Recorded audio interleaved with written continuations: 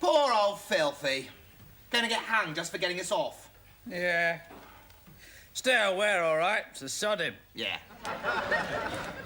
Mind you, Eddie, are we all right? The judge says we've got to get gainful, non-showbiz employment. Otherwise, it's back in the jug for us. What about stealing? Of course, what a good idea. Yes, oh, it's very romantic, isn't it? Yes, oh, I can see me now. I am the unblemished soul, cast down amongst criminals, having to steal to stay alive, like Oliver Twist. Where is love? Does it come from skies above? I should have been in Oliver, you know. I went to the audition. Do you know what they said? Sod off ugly? That's amazing. Were you there?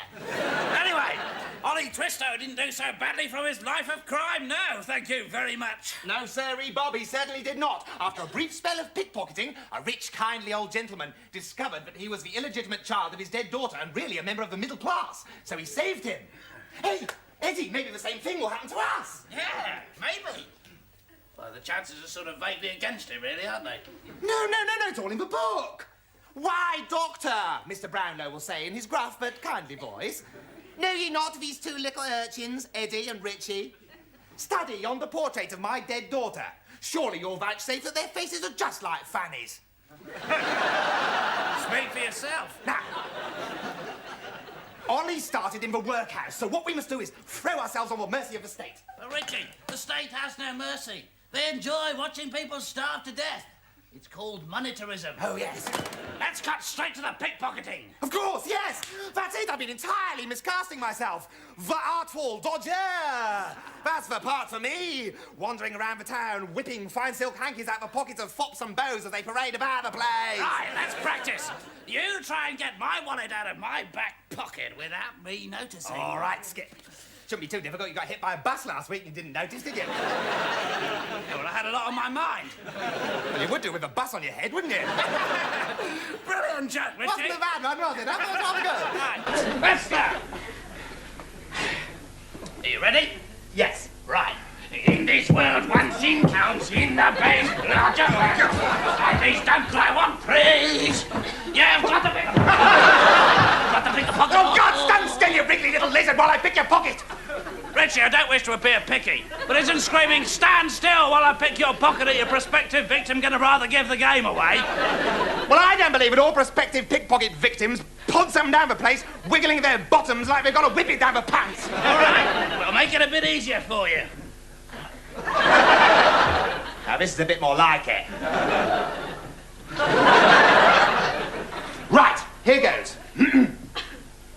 Consider yourself at home. Well, now who's pouncing up and down? Shut up, Eddie, you haven't noticed me. Oh, God, I'll start again. Start again. Oh, ready. Consider yourself.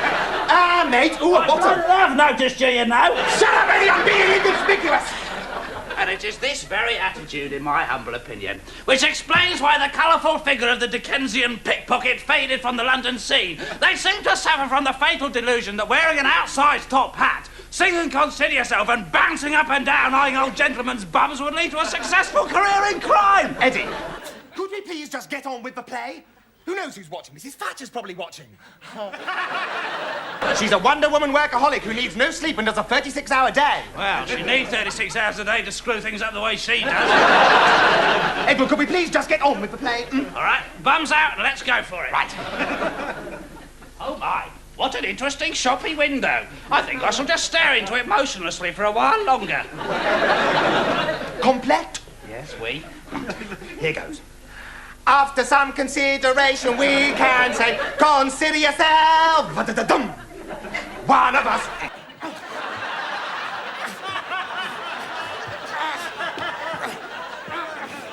Eddie, the damn thing won't budge. Well, of course not. It's nailed to my bottom. Can't be too careful these days. There's a lot of pickpockets about. Oh, this is ridiculous. We'll never get gainful employment this way. And if we don't, the judge will send us back to prison. I know what I'll do. I'll phone Filthy. He's my agent. It's his responsibility to get us work. He's in prison under sentence of death. Selfish bastard.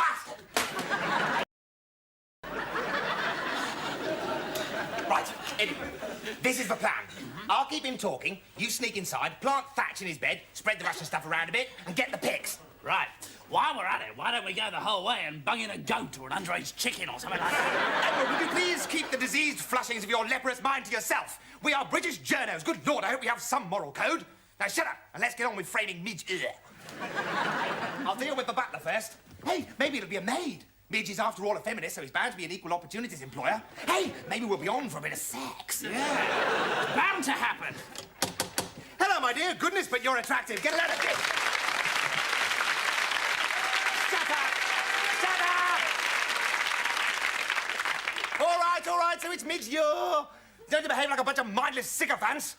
My sacred giddy he sells a couple of crappy records to a bunch of screaming knickerwetters, and you'll behave like he's God. Right, oh my God, I'm doing jokes and I can't even get on blankety blank. It is, isn't it? It's Midge bloody here. Ah, hey, Midge, cop a load of this. Roxanne! You don't have to stick your message up a bottle. Hey, I suppose people come up to you all the time singing, Roxanne! Still, it's fans like us that put you where you are today. Sting wrote Roxanne, had nothing to do with it. Ooh, listen to Mr. Pop Quiz! Listen, Eddie, this bastard's costing us 30 quid. I thought you said he wrote Roxanne. I wanted Roxanne. I had my first snog listening to Roxanne. I'll never forget that. It was only last Sunday with Jimmy Savile's Golden Olden prog. Magical morning. Just me, Jimmy Savile, and the dog. All right, then, Mr. What did you write then, seeing as how you didn't have the talent to write Roxanne? Well, there was, Oh, Vienna. Oh, stop messing about. Come on, what did you really write? I'm interested. No, that was one. Well, it's no wonder Andrew originally left the act, is it? Eddie, touchy showbiz subject.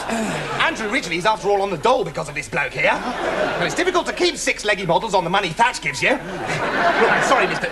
Let's start again, shall we? Sorry, Mr. Let's start again, shall we? I am a police officer. Here's my card. This is a library ticket. Is it? Oh, damn. Police. Right, there you are. Oh, yes, officer. What can I do for you? Well, Mr. I have reason to believe that you've been holding all-night sex parties in that bus shelter down the road. Ridiculous. I hold all-night sex parties at Gildorf's place. Oh, dear.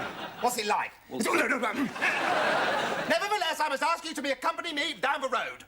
You're making a big mistake here. Not as much as you did, mate, agreeing to do this in the first place.